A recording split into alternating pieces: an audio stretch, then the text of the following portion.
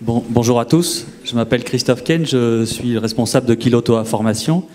Et donc nous allons tâcher avec Maude Donadieu, responsable formation d'HP, et Nicolas Méhari, pardon, Nicolas, j'ai oublié votre prénom. Nicolas Méhari, qui est directeur de Formatrice. Nous allons tâcher de vous raconter rapidement en quoi consiste l'expérience d'évaluation que nous pratiquons depuis quelques années. J'espère... alors, je vois que Cyril Parlant est parti, mais pour vous, Hubert Grandjean, j'espère que nous allons nous montrer le plus conforme possible. J'ai un peu peur depuis que je vous ai entendu parler tout à l'heure. Néanmoins, vous nous direz, dans un souci d'amélioration continue, si à l'issue de notre présentation, il y a des choses qui méritent de nous être renvoyées, qui pourraient être de l'ordre de l'amélioration continue. Alors, bah oui, non mais c'est la journée. Hein. Je vous dis deux mots sur Kilotoa Formation. Donc, notre organisme est spécialisé dans le développement des compétences relationnelles. Nous formons à parler en public, à animer des réunions, à animer des formations. Et on a une pédagogie un peu particulière puisque nos formations sont animées par des comédiens formateurs, ce qui les rend très, très pratiques. On les appelait, il y a quelque temps, centrées sur l'apprenant. Elles sont très, très pratiques. Ça fait 20 ans que nous existons et grosso modo, nous formons 2000 personnes par an. Et nos clients sont des entreprises et nous agissons donc sur le plan de formation. Alors, je vais vous dire, donc, voici le plan de notre intervention, plutôt nos objectifs. Tâchez de vous décrire comment nous en sommes arrivés là. Ensuite, vous dire ce que nous faisons et ce qui est attendu dans cette expérience, vous dire nos pratiques, et puis tâchez de vous montrer ce que ça nous apporte du côté de notre client HP, et aussi de notre point de vue à nous. Et enfin, tâchez de raconter dans cette expérience-là ce qu'est l'outil d'évaluation Formatrice. Alors, comment est née cette expérience d'utiliser cet outil de formation ? Nous, ça fait donc 20 ans que nous sommes prestataires pour des entreprises, et 20 ans, je vous avoue que nous faisons le constat, un peu désolé, que la majorité de nos clients ne consacrent pas énormément de temps, ni d'énergie, ni de moyens, à chercher à évaluer ce que nous réalisons pour eux. C'est un peu dommage, je trouve, parce que souvent, il y a beaucoup d'argent qui est mis en jeu. J'entendais monsieur tout à l'heure parler d'expérience de la formation dans le milieu du service à la personne. J'ai un peu honte parce que nous estimons que nous sommes dans la formation des riches et que nous travaillons avec des moyens qui sont un peu plus importants que ceux qui sont évoqués là. Et du coup, je me questionne sur la faiblesse de l'énergie qui est déployée pour chercher à évaluer des formations destinées à des cadres, à des personnes qui progressent dans l'entreprise et qui occupent souvent des hautes responsabilités. Donc c'est vrai que ça nous a un petit peu... ça nous a fait réfléchir sur nos pratiques, mais je vous avoue que pendant 15 ans, nous avons fait ce que nos clients nous demandaient de faire, c'est-à-dire faire de l'évaluation de fin de formation, et c'était essentiellement la satisfaction de nos stagiaires à l'issue de la formation. Et puis, il y a 5 ans, un de nos clients nous a dit « mais à partir d'aujourd'hui, nous changeons nos pratiques. Nous vous demandons de faire évaluer vos formations par cet outil, Formatrice ». Alors, en bon humain que nous sommes, nous aussi, notre première réaction a été un petit peu de crispation. On s'est dit... ça va changer nos pratiques, ça. Qu'est-ce que ça va vouloir dire d'utiliser cet outil? Et puis, dans un deuxième temps, quand nous voyons le temps que nous passions avec mon associé, Jean-Marie Richier, qui est ici dans la salle, qui est directeur pédagogique, avant, nous faisions les synthèses de ces évaluations à la main, dans cet outil Excel que vous avez tous sur votre ordinateur, certainement. Et donc, on y passait un certain temps à faire la compilation des résultats de ces évaluations. Et on s'est dit, tiens, quand même, utiliser Formatrice, ça va nous faire gagner ce temps, au moins à nous. Dans certaines entreprises, c'est fait au sein de l'entreprise, mais parfois, ce sont les prestataires qui le réalisent. Donc, voilà comment est née cette aventure. C'est une sollicitation d'un client qui nous a invités à utiliser cet outil. Je poursuis. Je tâche d'être... Alors, juste avant de vous en dire plus, je vais céder la parole à Maude, à qui j'ai demandé de nous dire comment... Alors, Maude est HP client de Kilotoa depuis maintenant presque 3 ans, mais on travaille avec Maude depuis 1 an. Et j'ai demandé à Maude de nous raconter quelles sont les pratiques en matière d'évaluation chez HP, en marge de ce que nous faisons avec elle et Formatrice. Bonjour à tous. Donc moi je suis responsable formation d'HP et j'ai connu Formatrice au travers de Christophe.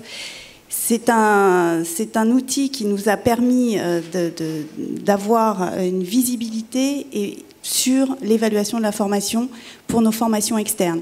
On a chez HP deux grandes parties et deux solutions de formation qui sont la formation interne. Pour 80% des heures de formation qui sont délivrées, c'est de la formation interne.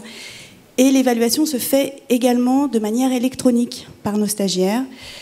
En revanche, pour la formation externe, nous travaillions précédemment avec des formulaires papier d'évaluation qui étaient effectivement collectés, concaténés dans des fichiers Excel pour pouvoir analyser ces informations-là. Donc, Formetrice, je l'ai connue par Christophe, hein, et depuis le mois de janvier, on travaille, on a mis vraiment en place ce partenariat avec Formetrice.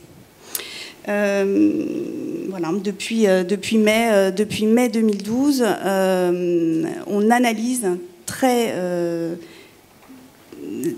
précisément toutes les formations qu'on délivre en formation externe, et Formetrice avec l'organisme de Christophe, ça nous facilite énormément le travail d'analyse de nos choix de prestataires également. Alors vous allez vous demandez déjà c'est quoi Formetrice, donc nous y arrivons. C'est un dispositif en différentes étapes. Et je vais tâcher de vous les raconter rapidement. Ça commence... Alors, c'était censé s'afficher au fur et à mesure, mais tout s'affiche d'un coup. C'est la technique, ça ne marche pas toujours comme on l'a prévu. Ça commence dans un premier temps par un questionnaire avant la formation. C'est une option que nous n'avons pour l'instant pas activée, nous, dans l'outil. Si vous le souhaitez, Nicolas pourra vous en dire un petit peu plus. Essentiellement, ce qu'il faut retenir de cet outil d'évaluation, c'est qu'il se passe au moins en 2 temps. À l'issue de la formation, chaque stagiaire reçoit un lien vers le site de Formetrice, et ce lien lui ouvre un questionnaire dans lequel il va répondre à un certain nombre de questions qui lui sont posées sur le rapport à ses attentes, sur comment il est venu en formation, sur le déroulement de la formation, les conditions, l'animation, l'atteinte de ses résultats. Vous verrez tout à l'heure un rapport et on aura le détail de toutes les questions qui sont posées. Ça, c'est à J+1, c'est-à-dire qu'il rentre de formation, il reçoit ce lien, et là il termine ce questionnaire en inscrivant 3 objectifs qu'il se fixe, qui sont 3 objectifs de mise en application des acquis de la formation. Voilà, il rentre, il est à son travail, et puis 4 mois plus tard, il reçoit un nouveau lien qui là lui demande en priorité comment il a, vu de son point de vue, mis en œuvre ce qu'il souhaitait atteindre comme objectif. Donc là, il y a à nouveau un déroulement et des questions qui lui sont posées sur « il s'est passé 4 mois, vous êtes revenu en situation professionnelle, par rapport aux objectifs qui étaient ceux de la formation, plus ceux que vous vous êtes fixés, qu'en est-il aujourd'hui ?» Donc là, on automatise dans ce système-là le fait de poser la question 4 mois plus tard et de chercher à estimer.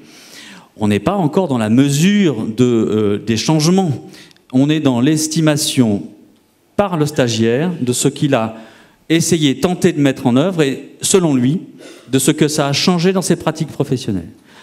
Alors voilà, on pourrait pousser beaucoup plus loin l'ambition. C'est en tout cas déjà ça, un changement par rapport aux pratiques que l'on avait l'habitude de rencontrer jusqu'à présent. Et je crois qu'il y a autre chose qui se fait dans Formetrice, mais je vais laisser Nicolas en parler. En termes d'implication du management, c'est une autre des spécificités de ce dispositif. Merci Christophe. Oui, effectivement, dans le processus d'évaluation, une des possibilités est également de prendre ça, enfin d'impliquer le manager dans l'évaluation post-formation. Alors, ça a 2 objectifs. Un, il peut avoir un avis pertinent sur les résultats de la formation, charge à nous de l'aider à l'avoir. Et puis aussi, il faut le dire clairement, c'est un prétexte pour l'impliquer un peu plus dans l'accompagnement de son collaborateur après la formation. Donc là, de manière très simple, l'objectif est de susciter le plus possible des échanges entre le stagiaire et son manager. Donc les deux vont être impliqués en parallèle lors de l'évaluation à froid. On va prévenir le manager juste après la formation qu'il sera sollicité quelques mois plus tard, juste pour qu'il le garde en tête. Et après, effectivement, on lui propose de faire un point avec son collaborateur et donc de donner son avis sur les résultats. Juste oui, effectivement. Et donc, dans les rapports d'évaluation, il va y avoir une partie qui va être le regard du stagiaire et une partie qui va être le regard du manager à chaud et à froid. Je crois qu'on peut passer à la planche suivante. Alors, un mot de manière générale sur Formetris, sur l'approche qu'on propose. Je crois qu'il faut être très modeste. Nous, quand on a créé l'entreprise, on s'est dit, il y a beaucoup de choses très compliquées qui pourraient être faites en matière d'évaluation, mais parfois ça conduit à ne pas faire grand-chose. Autant commencer par faire des choses simples, qui ne sont pas parfaites, mais qui répondent à un certain nombre de questions. Donc, on s'est dit qu'on allait d'abord proposer des solutions pour mettre en place des évaluations à chaud, des évaluations à froid, qui fonctionnent de manière le plus robuste possible. Et on a parfaitement conscience que ça n'épuise pas la question de l'évaluation, mais ça permet d'avoir déjà des solutions qui fonctionnent. Alors, une des questions qui se pose souvent, en termes de processus d'évaluation, c'est faut-il des questionnaires systématiques ou adapter à chaque fois le questionnement à chaque formation. En fait, on veut les deux. On veut avoir une partie qui va être homogène pour pouvoir avoir une vue d'ensemble, pour pouvoir aussi avoir des éléments de comparaison, pouvoir mettre en perspective les évaluations. Et on veut également une partie qui va être spécifique à chaque formation. Ça a été évoqué plusieurs fois dans l'après-midi, notamment évidemment autour des objectifs pédagogiques, qui vont être un des points très importants, mais aussi pouvoir s'adapter à des modalités pédagogiques particulières. S'il y a un accompagnement e-learning avant ou après, par exemple, très simplement, évidemment, il faudra qu'il y ait une interrogation là-dessus. Aussi, une partie spécifique, Christophe, vous l'avez rappelé, autour justement de ce plan d'action de chaque stagiaire. Qu'est-ce que la personne compte pouvoir mettre en œuvre? Et avec du recul, est-ce que ça a réellement été le cas? Donc ça, c'est un point qui nous paraît très important en termes de méthodologie. C'est avoir une part commune, systématique, pour avoir une vue d'ensemble, et une part qui va s'adapter à chaque formation. Un mot complémentaire sur cette part commune. Une des choses sur lesquelles on s'interroge souvent aussi, c'est la partie benchmarking, analyse comparative. Une des spécificités de l'approche qu'on propose, c'est justement de mettre en perspective les évaluations avec des formations les plus comparables possibles. Pourquoi? En fait, si on regarde la manière que les gens ont d'évaluer, il y a un certain nombre de biais. On n'évalue pas les différentes dimensions de la même manière. Pour être très concret, on n'évalue pas le formateur comme les supports de formation. Si on regarde une question liée à la pédagogie, pour la note moyenne, par exemple, pourrait être de 80 sur 100. Et si on regarde une question liée au support de formation, la note moyenne va être de 60 sur 100. Tout simplement parce qu'on n'évalue pas les gens comme des documents. C'est vraiment juste dans la manière d'évaluer, ça ne se fait pas de la même manière. Et donc, ça, c'est un biais de la manière d'évaluer qu'il va falloir pouvoir corriger en mettant en perspective. Il y a des biais par question, mais il y a des biais aussi en fonction du domaine de la formation. On n'évalue pas une formation management comme une formation bureautique, comme une formation langue. Il y a aussi des biais en fonction du type de public, des biais en fonction du contexte de la formation. Et donc, un des éléments qu'on propose par rapport à ça, c'est de mutualiser les évaluations qui sont réalisées pour un certain nombre d'entreprises et d'organismes, et dire, voilà, sur cette formation-là, par rapport à des formations les plus comparables possibles, voilà comment vous positionnez. Est-ce que vous êtes dans la moyenne? Est-ce que vous êtes au-dessus de la moyenne? Est-ce que vous êtes en dessous de la moyenne? Et ça, il faut garder en tête que c'est jamais un jugement absolu, mais c'est une aide à l'interprétation pour corriger un certain nombre de biais dans les manières d'évaluer. Donc voilà en 2 mots les points clés au départ sur une partie en termes de questionnaire, une partie commune et une partie spécifique. Et effectivement, quelques éléments sur le benchmarking. On pourra revenir dans les questions si vous le souhaitez. Oui, donc lorsqu'un rapport est émis soit à J+7, on laisse en général au bout de 7 jours, les stagiaires ont répondu au questionnaire et le rapport est émis lorsque 80% des stagiaires au moins ont répondu au questionnaire.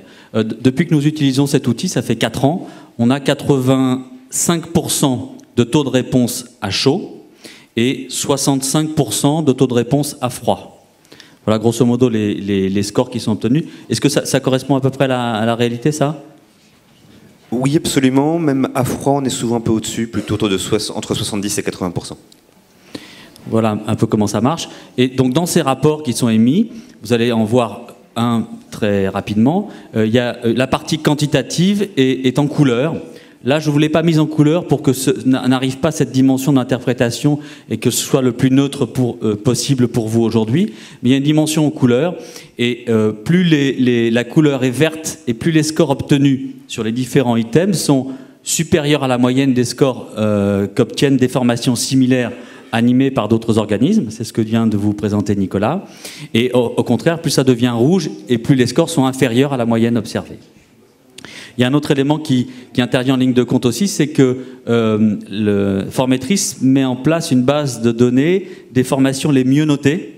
Et ce qui nous a fait, nous, choisir Formetris il y a 4 ans maintenant, c'est que chez ce fameux client qui utilisait Formetris et avec lequel on était en relation depuis plusieurs années, régulièrement, certaines de nos formations apparaissaient comme mieux notées. Et nous recevions des mails de Formetris qui nous disaient « Votre formation est mieux notée que les autres, on la met dans la base de données des meilleures formations, et voilà. » Mais on n'en savait pas beaucoup plus, puisque nous n'avions pas accès à cette base de données. Mais fort de ça, ça nous a donné envie d'en savoir un petit peu plus sur l'outil et ensuite de nous l'approprier. Si vous me permettez d'ajouter juste un mot là-dessus, on a un principe absolu pour cette base, c'est qu'on ne dit que du bien. Pour 2 raisons. La première, c'est que c'est pas à nous de dire ça s'est mal passé. En revanche, partager l'expérience réussie, ça a du sens. Et pour une raison plus méthodologique, qui est que si une formation n'a pas bien fonctionné, en fait, il y a plein de raisons pour que ça fonctionne pas bien. Et c'est pas forcément à cause de l'organisme. Alors qu'en revanche, une formation a bien réussi, l'organisme aussi a été performant à ce moment-là. Donc c'est pour ça qu'on a ce parti pris méthodologique de partager effectivement les expériences réussies entre les utilisateurs, côté entreprise, pour les aider à identifier des prestataires susceptibles de répondre à leurs besoins, mais qu'en fait, on ne dit que des points positifs là-dessus. Alors, donc on a vu que c'était un dispositif en plusieurs étapes, qui avait, avant la formation, à J+1 un questionnaire et à J+120 un autre questionnaire. Donc, à quoi ressemble un rapport ? Voici une première partie d'un rapport à chaud. J'essaie de me pousser pour que tout le monde puisse voir. Vous avez en haut de la page les réponses concernant aux adéquations aux attentes. Vous savez si la formation a répondu aux attentes de chacun des stagiaires. Et là, c'est un rapport, donc ça consolide toutes les réponses de tous les stagiaires d'une même session. Et on sait aussi par quelle voie sont arrivés les stagiaires. Si c'est parce que la hiérarchie leur a demandé, est-ce que c'est leur intérêt personnel. Donc on a aussi là une information importante sur quel a été le chemin pour arriver jusqu'à la formation. Et puis ensuite, on trouve les réponses aux questions les plus fréquentes sur l'information liée aux objectifs de la formation, au contenu, les conditions matérielles, la composition du groupe, vous voyez comme moi, l'accueil, le contenu de la formation. Ensuite, sur la pédagogie, eh bien, la durée de la formation, vous voyez, c'est la partie pratique. Si le formateur maîtrisait son sujet, si les formateurs maîtrisaient son sujet dans l'hypothèse où ils sont plusieurs, les supports pédagogiques remis, et enfin, on questionne chacun des stagiaires sur les résultats. Pensez-vous que cette formation aura un effet important sur la qualité ou l'efficacité de votre travail? Voilà une question qu'on pose rarement dans les questionnaires classiques de satisfaction de fin de formation, et vous voyez qu'au travers de ce dispositif, on tend quand même l'attention du stagiaire vers « je me place sur la durée ». Je ne suis plus un consommateur de formation qui vient pour vivre 2 ou 3 jours et ensuite je repars. Et grâce à ce dispositif, on tend un peu plus l'attention du stagiaire, on l'éveille un peu plus à placer cette démarche dans la durée. Est-ce que vous avez d'autres choses à ajouter, Nicolas ? Juste un mot. En fait, là, c'est très quantitatif. Il y a du qualitatif derrière. Et il y a du qualitatif derrière. Et je crois qu'en matière d'évaluation, on a besoin des deux. Je rebondis sur quelque chose qui a été dit tout à l'heure, je crois que c'était par vous, Monsieur Grandjean, il y a une fonction d'alerte, et concrètement, le quantitatif, ça sert à l'alerte, à identifier les situations où il y a des problèmes. En revanche, si on veut savoir pourquoi ça n'a pas bien fonctionné, c'est là que le qualitatif va être beaucoup plus utile, beaucoup plus important. Et en revanche, on n'a pas le temps de tout lire, de tout regarder à chaque fois. Et donc c'est ça que va permettre aussi l'évaluation, c'est-à-dire voilà, une partie quanti pour identifier les problèmes, une partie quali pour pouvoir creuser, approfondir et voir ce qui peut être amélioré. À la fin de chaque synthèse, on retrouve la synthèse des points forts et des points d'amélioration. Donc là, on se situe clairement dans ce qu'on évoquait au tout début de l'après-midi avec Hubert Grandjean. Avec ces outils, avec ces supports, on a de quoi discuter avec nos clients sur ce qu'il y aurait lieu de prendre en compte pour modifier nos contenus, voire notre animation, pour être encore plus en adéquation avec les attentes, les préoccupations, les besoins et les objectifs de ces actions. Voyons maintenant un rapport à froid. Une synthèse, il n'y a pas tout, mais une partie d'un rapport à froid, on retrouve un certain nombre des éléments, des questions qui sont posées sur les documents qui avaient été distribués, et ensuite surtout sur les résultat de la formation. Avez-vous pu utiliser ce que vous prévoyez d'utiliser? Considérez-vous que les objectifs de la formation ont été atteints pour vous? Vous voyez qu'on pose la question sur le lien entre formation et efficacité du travail. Et ensuite, on met en perspective aussi le lien entre cette formation et une évolution professionnelle possible. Voilà. Et à la fin, on a encore un regard sur la satisfaction globale.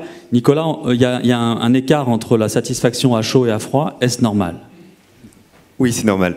C'est normal. En fait, statistiquement, on observe régulièrement que les gens sont un peu plus circonspects avec du recul que juste après la formation. C'est normal, il y a une espèce d'enthousiasme pendant la formation. Et donc, on voit systématiquement apparaître une baisse.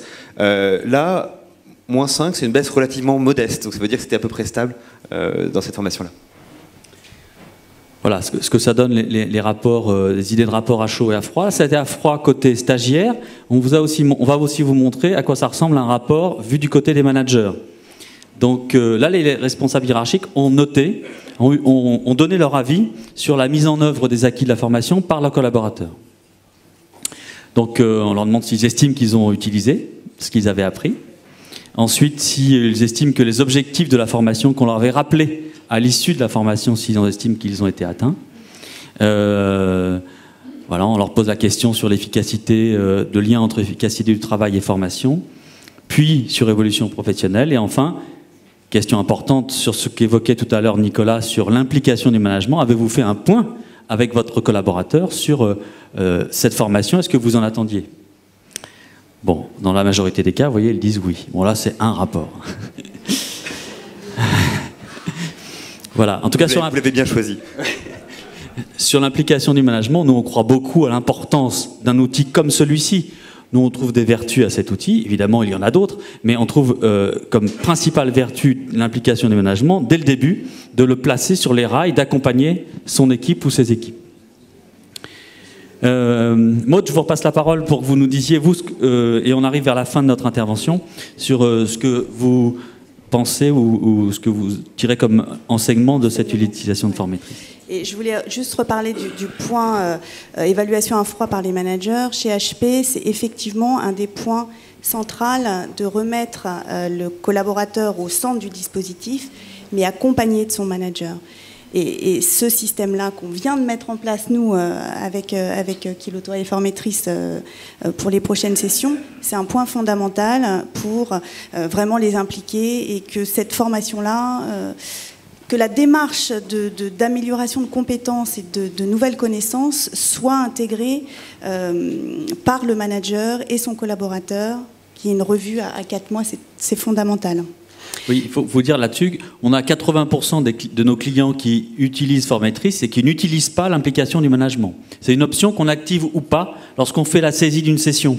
Et jusqu'à présent, alors qu'on a des discours face à nous d'interlocuteurs qui nous disent oui, c'est important d'impliquer le management, lorsqu'on propose d'activer cette option, et ben là, c'est un peu plus compliqué. Alors c'est vrai que techniquement, il nous faut, lorsqu'on remplit, on nourrit le système de la liste des participants, il faut en face indiquer qui sont les managers de chacun des collaborateurs et indiquer les adresses mail. C'est tout. Ensuite, tout est fait automatiquement. Parfois, c'est un peu compliqué d'obtenir ces informations, mais on y arrive. Et en 2013, nous lançons cette option avec Maud, ainsi qu'avec d'autres clients qui, jusqu'à présent, hésitaient à mettre en œuvre cette option dans l'utilisation de Formatrice. Et Formatrice nous apporte un gain de temps. J'en ai parlé en introduction, mais c'est fondamental pour un responsable formation d'avoir cette information très rapidement sur l'évaluation et pouvoir revenir vers le prestataire. Si une formation ne s'est pas déroulée, il y a eu des petits couacs dans l'animation de la formation, c'est très important de pouvoir revenir très rapidement et pouvoir, ce que disait Christophe, adapter le cours, ou voilà, identifier et analyser le pourquoi d'un problème sur une session. Ça, c'est vraiment fondamental et on a cette information très rapidement par cet outil-là. D'autant plus que ça nous vient de manière électronique, donc on l'a directement dans sa messagerie. On n'a pas à aller rechercher dans des documents papier ces informations-là et l'analyse est très très très rapide. Les rapports de synthèse aussi, hein. Pour moi, c'est très important. On a mené plusieurs actions et plusieurs sessions de formation sur ce mode-là.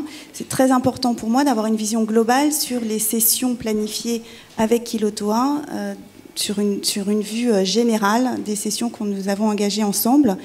Et ça me permet également de valoriser la qualité de la formation auprès de nos instances représentatives, dans le cadre de bilan par exemple, ou en commission formation.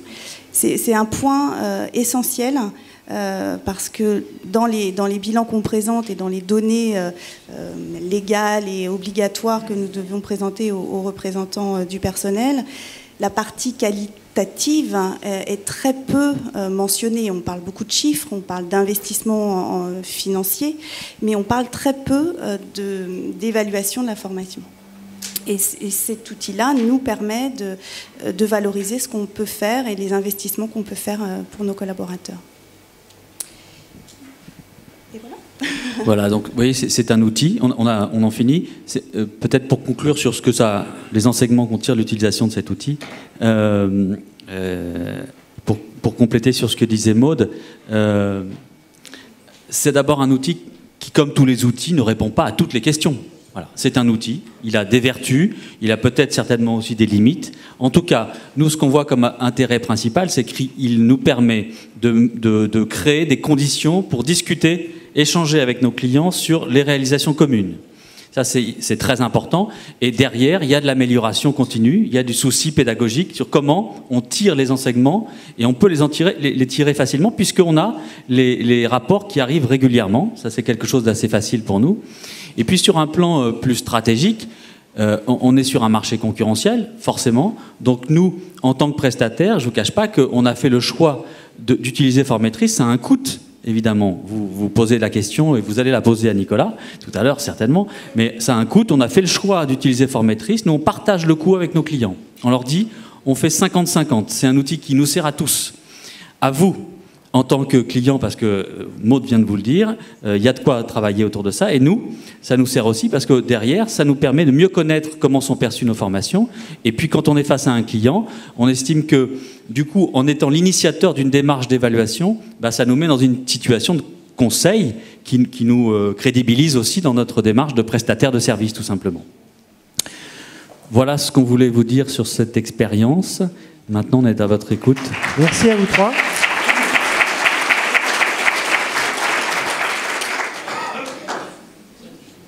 Une, deux, trois questions pour compléter tout ça. Oui, bonjour. La question s'adresse à je ne me souviens plus de votre nom, mais responsable formation Hewlett-Packard. Parle d'évaluation. En amont, comment vous évaluez la qualité des formations et la qualité des organismes? Et est-ce que cet outil-là va vous en tenez compte désormais dans vos critères de sélection? Tout à fait. Tout à fait. Alors, pour l'instant, comme je disais tout à l'heure, j'ai connu Formetrice par l'intermédiaire de Christophe, donc c'est pas encore généralisé dans l'entreprise, mais effectivement, c'est un outil, en plus avec le benchmark qu'il y a derrière, parce que quand on voit les rapports, on voit sur toutes les sessions qu'on a pu faire qu'on était dans le vert foncé à chaque fois. Donc, c'est très important pour nous, pour faire nos choix de prestataires. Très honnêtement, aujourd'hui, je n'ai que Christophe, l'organisme Kilotoa, qui me permet de faire ces évaluations via Formetrice, mais pourquoi pas moi derrière proposer Formetrice avec les organismes de formation avec lesquels je travaille, voilà, pour travailler sur cette même philosophie. Et moi, ça me permettrait effectivement d'avoir des résultats d'analyse percutants pour choisir les prestataires avec lesquels je souhaite travailler. Les autres critères, vous observez, parce que là on est invité par QF. Oui. Comment vous mettez ce critère-là avec une qualification? Alors, pour HP, tout ce qui est formation de type comportemental, on n'est pas dans cette certification et dans cette démarche-là. En revanche, sur toutes nos formations techniques, on est sur des formations certifiantes. Et là, effectivement, alors, pour nuancer quand même le débat, chez HP, 80% des formations sont faites en interne, hein, par un prestataire. Enfin, il y a peu de prestataires externes, hein, pour le choix de formation externe. Donc on travaille en formation interne et également avec notre organisme de formation pour nos clients et nos partenaires sur tout ce qui est formation technique. Donc ça limite un petit peu le champ d'action, hein, du choix de formation externe, parce que la majorité de nos formations se font en interne chez HP. On utilise des prestataires externes lorsque le besoin n'est pas offert par notre organisme interne de formation. C'est un organisme interne de formation au niveau mondial, hein, au niveau mondial ou régional. Et donc on travaille avec une base de prestataires externes assez réduite. Mais on essaye de développer ces référencements parce que un certain nombre de problématiques France ne sont pas comblées par l'offre interne. Ok, autre question? Alors moi j'avais une... C'est bon ? Allez-y. J'avais juste une question effectivement sur à partir du moment où il faut déclarer à la CNIL les évaluations qui sont transmises au service formation ou au manager, est-ce que c'est Formetrix qui le gère ou est-ce que c'est le client? Nous gérons cette déclaration à la CNIL. Donc chaque stagiaire... Le dispositif d'évaluation fait l'objet d'une déclaration. Il y a un certain nombre de règles à respecter vis-à-vis de la CNIL, notamment en termes d'information des stagiaires, et toutes les communications avec les stagiaires ou leurs managers mentionnent cet aspect-là. D'accord. Et est-ce que vous arrivez, alors là c'est plutôt pour HP, à faire financer le coût de cette évaluation par les fonds de formation? Par le plan de formation? Par les fonds? Par un fonds. Non, c'est essentiellement des formations dans le cadre du plan de formation. Nous, on travaille avec l'organisme de la métallurgie, hein, qui ne finance... Enfin, on ne verse pas au plan de formation chez HP. Hein, on ne verse que pour les parcours professionnels et le droit individuel à la formation. Le plan de formation, on le finance... Vous-même? Nous-mêmes. Donc, il n'y a pas de fonds derrière. Juste un mot très rapidement pour compléter sur ce point-là. Certains de nos clients font financer le coût de l'évaluation pour certaines actions ciblées. Ce n'est pas systématique. En fait, la circulaire de novembre 2011 indique que l'évaluation peut faire partie des coûts imputables et donc finançables. Ce n'est pas forcément le cas de tout le monde. Oui, bonjour. Alors moi, je vais rejoindre un peu la question qui a été posée tout à l'heure, sur une question très terre à terre sur les financements. On a vu tout à l'heure que l'évaluation est un des critères de la définition de la formation. S'il n'y a pas d'évaluation, l'action de formation n'est pas imputable. Or, j'ai entendu tout à l'heure que vous n'aviez, pardonnez-moi, que 85% de retour d'évaluation. Donc, quid des 15%? Ça veut dire qu'ils ne sont plus finançables? Non, ce qui est important, c'est que l'action en elle-même, la session, est fait l'objet d'une évaluation, mais ce n'est pas stagiaire par stagiaire. Le financement est stagiaire par stagiaire. Le financement est individuel. Il y a auprès des OPCA, c'est des dossiers par stagiaire.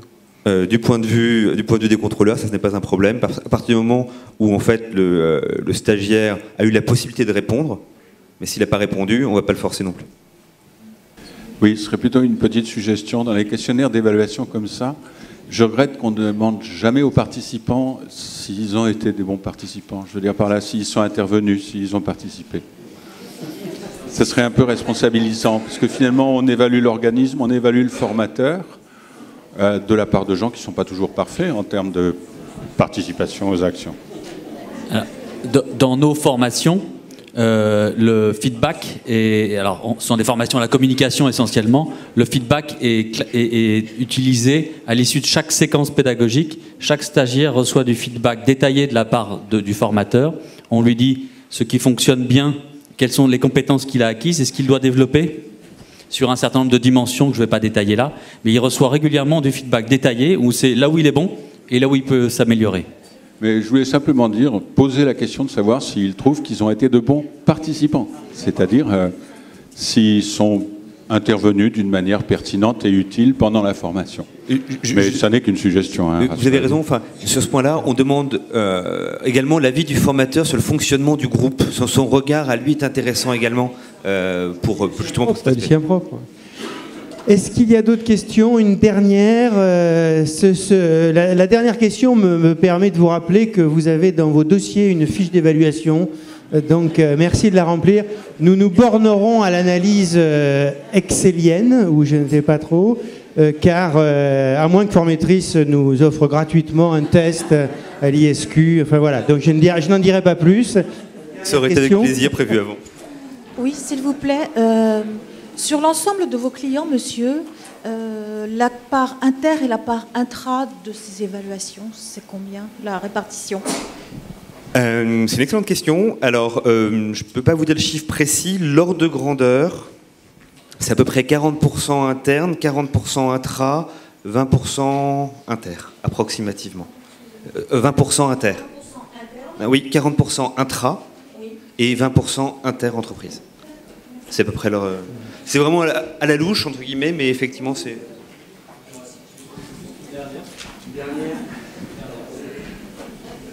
Sur les inters, est-ce que vous partagez le rapport, les données de différentes entreprises avec un client? Alors, là-dessus, le principe, effectivement, c'est qu'on partage pour les clients acheteurs de formation les évaluations qui ont été... Enfin, les informations sur les formations qui ont été très bien évaluées en inter ou en intra. Mais on ne partage qu'avec les clients acheteurs, pas entre les organismes. Mais sur une session inter dont vous pilotez les résultats, est-ce que les données qui sont des données de plusieurs entreprises, vous partagez tous les résultats avec les entreprises clientes? Alors, par principe, on donne l'information d'abord à l'organisme, si c'est l'organisme, et après l'organisme lui-même choisit de savoir ce qu'il communique. Est-ce que c'est personne par personne ou est-ce que c'est collectif? Toutes nos sessions inter sont évaluées par Formetrice et le rapport, qui est commun à tous les participants d'une session, donc d'entreprises différentes, chaque commanditaire reçoit le rapport consolidé, sachant que vous l'avez vu, le rapport il est anonyme. Les stagiaires sont nommés formés 1, formés 2, on ne sait pas qui a dit quoi. Et que c'est un élément important aussi dans cet outil, c'est anonyme. On peut faire du nominatif également, si c'est ce qui est demandé. Est-ce qu'il y a une dernière question? Sinon, j'ai 3 mots de conclusion et je vous libère pour le cocktail. Alors, juste une dernière question, merci, c'était très intéressant. Christophe, j'avais juste une question, parce que tu disais qu'il y avait 50%, tu partageais le coût de l'évaluation avec le client. Comment tu fais pour l'inter? Tu fais un coût supplémentaire? Et pour les clients qui refusent de prendre ce coût-là, tu repasses à l'évaluation papier ou comment tu organises? Alors, en inter, on intègre le coût dans nos prix de vente. Nos clients savent que dans un dispositif inter chez nous, ça intègre un certain nombre d'étapes. Un entretien avec notre directeur pédagogique en amont pour l'orientation, vérifier que l'orientation est bonne, la formation elle-même, l'évaluation à chaud, à froid, plus un entretien avec le formateur après. Donc tout ça, c'est pris dedans. Nos clients qui refusent de payer, il n'y en a pas. Franchement, soit ils refusent le principe de cet outil parce qu'ils ont déjà quelque chose chez eux. Et dans ce cas-là, leur outil prévaut. On a un grand client dans la distribution alimentaire qui utilise les services d'un concurrent direct de Nicolas. On s'inscrit on fait évaluer nos formations par cet outil-là. Et sinon, globalement, c'est accepté. Et je crois que le deal que l'on propose est honnête. Et voilà, pour l'instant, ça fonctionne. Merci beaucoup.